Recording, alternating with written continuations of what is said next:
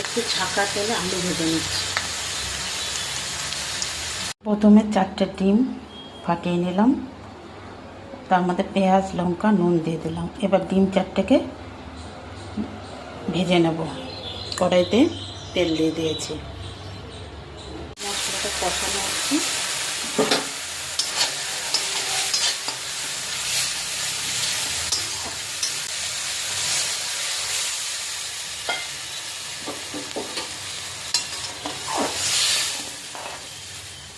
ফুটে উঠলেই ডিম ভাজাটা দিয়ে দেবো। ঝোল ফুটে গেছে, এবার ডিমের অমলেটগুলো দিয়ে দেবো।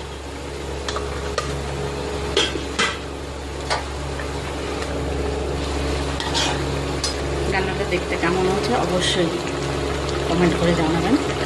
এটা ভাত রুটি সবার সঙ্গে ভালো লাগবে, পরোটা